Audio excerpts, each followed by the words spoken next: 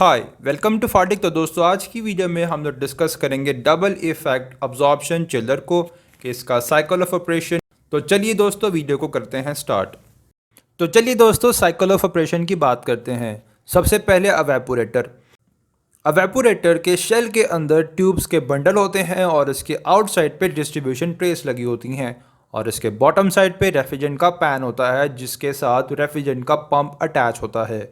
Process water जो कि chilled water होता है इस एवेपोरेटर ट्यूब्स के इनसाइड से पास होता है, जिसमें हॉट वाटर जो कि रिटर्न लाइन से इन होता है और कोल्ड वाटर जो कि सप्लाई लाइन से पास होता है। कंडेंसर जो रेफ्रिजरेंट वेपर्स को कंडेंस करके रेफ्रिजरेंट लिक्विड में कन्वर्ट करता है, इसको यू ट्यूब से पास करके एवेपोरेटर ट्यूब्स के टॉप साइड से शावरिंग करवाई जाती है और बॉटम साइड पे रेफ्रिजरेंट का पैन उन तमाम रेफ्रिजरेंट लिक्विड को इकट्ठा करता है। रेफ्रिजरेंट पंप इस रेफ्रिजरेंट पैन से रेफ्रिजरेंट लिक्विड को दोबारा से शावर करवाता है एवेपोरेटर ट्यूब्स के टॉप साइड से।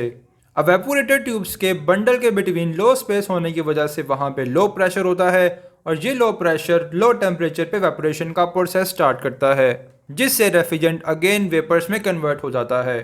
इस प्रोसेस के थ्रू जो रिटर्न लाइन से जो हॉट वाटर आता है वो कोल्ड होके सप्लाई लाइन से चला जाता है। नेक्स्ट में अब्जॉर्बर की बात करते हैं। अब्जॉर्बर में स्ट्रॉन्ग सोल्यूशन यानी कि कंसनट्रेटेड लिथियम ब्रोमाइड का सोल्यूशन लो टेम्परेचर जनरेटर से लो टेम्परेचर हीट एक्सचेंजर से पास होके अब्जॉर्बर की ट्यूब्स के टॉप साइड से शावर होता है। एवेपोरेटर में एवेपोरेशन प्रोसेस के दौरान जो रेफ्रिजरेंट वेपर्स प्रोड्यूस होते हैं, अब्जॉर्बर में लिथियम ब्रोमाइड का कंसनट्रेटेड सोल्यूशन उस वेपर्स को अपने अंदर अब्जॉर्ब कर लेता है। जितना ज़्यादा कंसंट्रेशन होगी लिथियम ब्रोमाइड उतना ही ज़्यादा रेफ्रिजरेंट वेपर्स को लिथियम ब्रोमाइड का कंसंट्रेटेड सॉल्यूशन अपने अंदर अब्जॉर्ब कर लेगा। इस अब्जॉर्प्शन, मिक्सिंग या हीट ऑफ डिल्यूशन के दौरान जो हीट जनरेट होती है, कूलिंग वाटर का पानी अब्जॉर्बर की ट्यूब से पास होता है और वो तमाम हीट को अब्जॉर्ब करके सराउंडिंग में रिलीज़ कर देता है। अब्जॉर्बर के बॉटम साइड पे एक सम्प होता है जहाँ पे डाइल्यूट सॉल्यूशन या फिर मिक्स सॉल्यूशन एक पंप के साथ अटैच करके low temperature heat exchanger, condensate heat exchanger और हाई टेम्परेचर हीट एक्सचेंजर से पास करवा के एंटर कर दिया जाता है हाई प्रेशर जनरेटर में।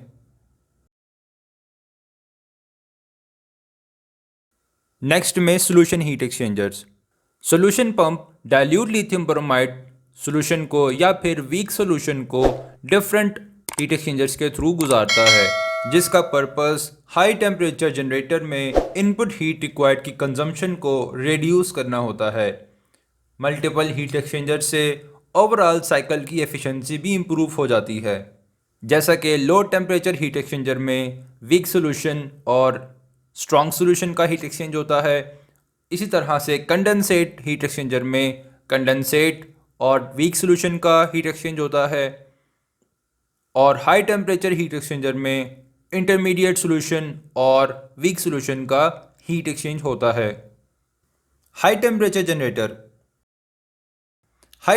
जनरेटर का हाफ साइड ट्यूब बंडल्स पे कंसिस्ट करता है और हाफ साइड शेल साइड पे कंसिस्ट करता है और इसके ट्यूब साइड में हीटिंग मीडिया पास करता है, जैसा कि इस वीडियो में हमारा हीटिंग मीडिया सैचुरेटेड स्टीम है और यहाँ पर फायर की एनिमेशन हीटिंग मीडिया को शो कर रही है और जनरेटर के शेल साइड पे solution high temperature heat exchanger से पास होके आता है।